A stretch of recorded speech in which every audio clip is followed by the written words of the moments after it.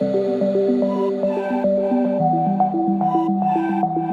name's Fabian Hamilton. I'm a Member of Parliament for Leeds North East.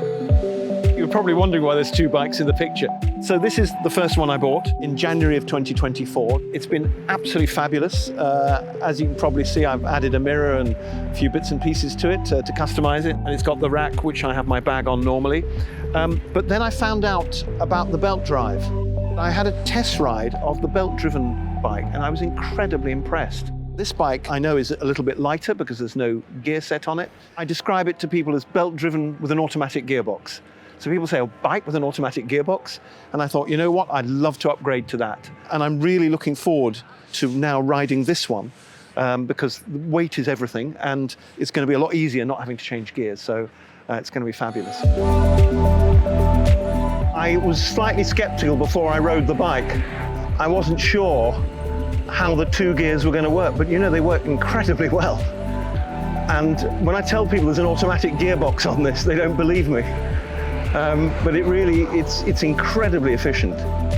Politics goes back to my late father. In '66, he was adopted as a Liberal candidate for Wandsworth, and I accompanied him as an 11-year-old boy, knocking on doors, listening to what people had to say, and being absolutely fascinated by it. And that's started my political journey.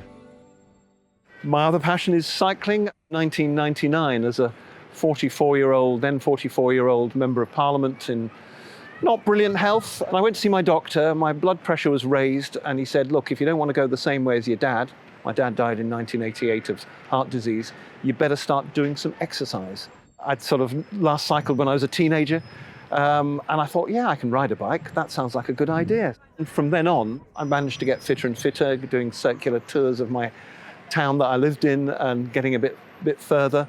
And then one day, about a year later, I decided to take the bike to London and do my commute.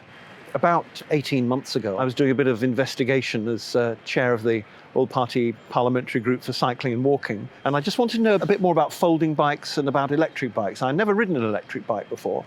And I came across your website, the Stali website, and I thought, this is brilliant. And the graphic design appealed to me as a former graphic designer. The photography was excellent. The videography, which I'm not a videographer, I don't do film work, but I recognized how good it was.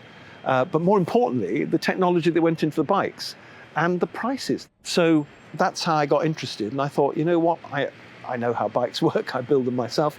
I'm going to just order one through the Cycle to Work scheme, which I'd never used before, but which we are all entitled to use. And that's what I did, and that's why I put my order in. The brakes are much better as well. I love the hydraulic brakes, are always better than cable discs. And these work noiselessly, and they're really efficient. It's a much more comfortable bike to ride. It's been a huge benefit, as I say, to getting from A to B. And very often as an MP, I have to go to lunch or dinner or to events outside the estate. And rather than go on the underground, I go on this.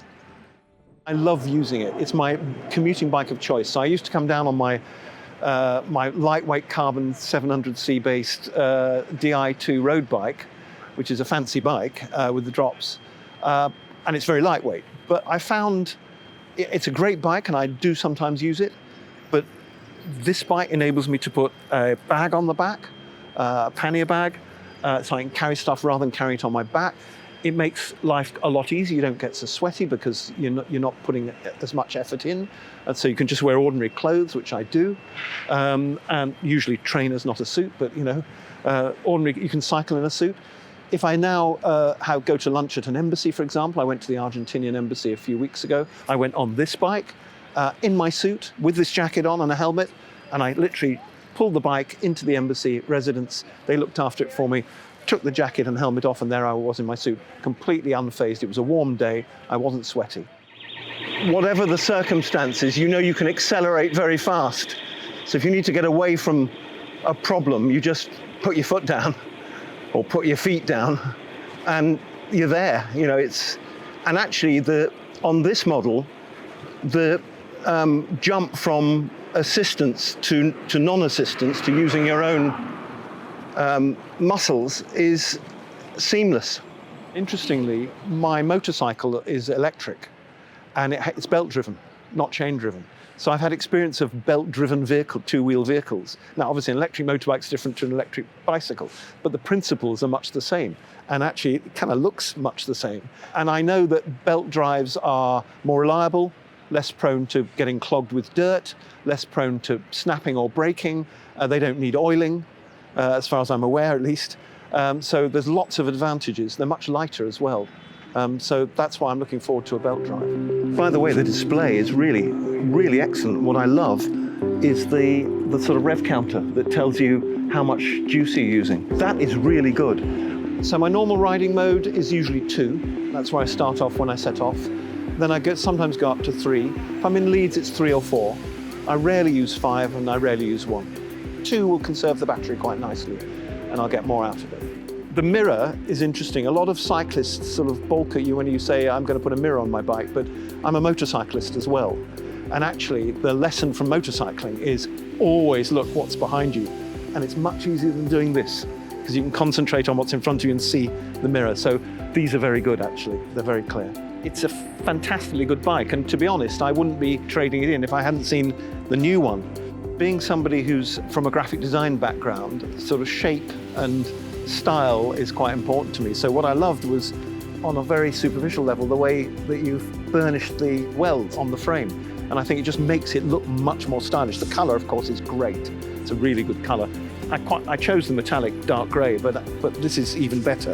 And I love the writing in this sort of mustard yellow as well. There is a drive to try and manufacture more and more products and design more and more products here in the UK, things that people use all the time. And I'm not a chauvinist, I'm a realist. I recognise that China's done the world a lot of favours, Japan, Thailand, Vietnam, a lot of places where labour's a lot cheaper and the manufacturing processes are just as good. But it would be nice to onshore things rather than offshore things. And I think what Starley's done, designing products here in the UK, assembling and sourcing as much as they can from the UK, I think this is absolutely brilliant. It provides jobs, it provides expertise and know-how. So the more we can do locally, the more we can do in our own country, the more we can have our supply chains here, the better. But that's not to say that buying from foreign countries is a bad thing. I don't think it is. But I think we should do it in a more rational and sustainable way.